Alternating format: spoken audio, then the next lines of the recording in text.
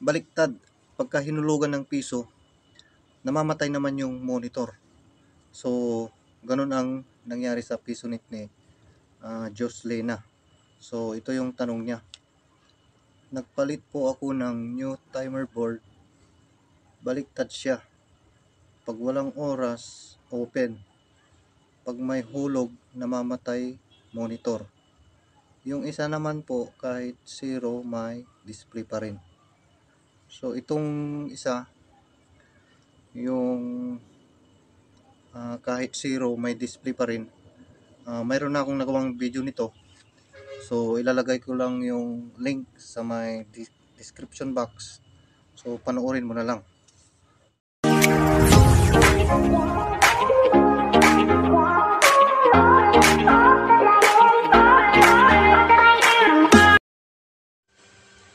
So, pakita ko muna sa inyo kung paano gumagana tong cutting switch ng timer. So, bali may tatlong wire to.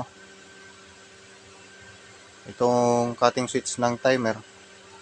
So, itong gitna at kanan, ito yung normally close. So, pag tinister natin, mayroon ng contact yan. Kasi normally close siya. Yan. Pero yung gitna at kaliwa, walang contact. Yan. Kasi yung gitna at kaliwa, ito yung normally open. So, yan. So, pagka nilagyan natin ng oras tong timer, ang mangyayari sa normally close, ganito mangyari.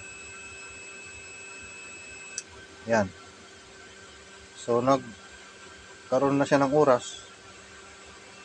Yung normally close, nawalan ng contact. So, lumipat dito yung switch. Ito naman yung may contact ngayon. Itong normally open. Yung gitna at kaliwa. So, pansinin nyo yung tester. So, may contact na to. Ayan. So, yun ang ibig sabihin ng nitong tatlong wire na to. Okay? Pagka walang oras, ito yung magkukontak. Itong gitna at kanan. Pag may oras naman, ito naman yung makakaroon ng contact. Okay? So, ganito nangyari sa PisoNet ni Joslena. Ang ginamit niya is itong gitna at kanan. Kaya, pagka hinulugan ng piso, baliktad siya. Mamamatay yung monitor. So, ito yung ginamit niya. Dapat pag PisoNet, ito yung gamitin. Itong gitna at kaliwa. Ito yung normally open. Okay?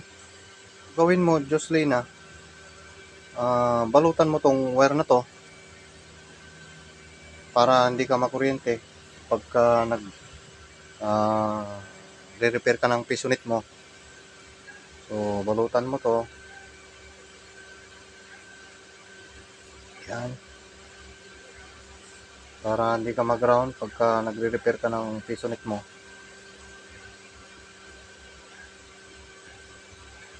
Yan, so nabalutan na.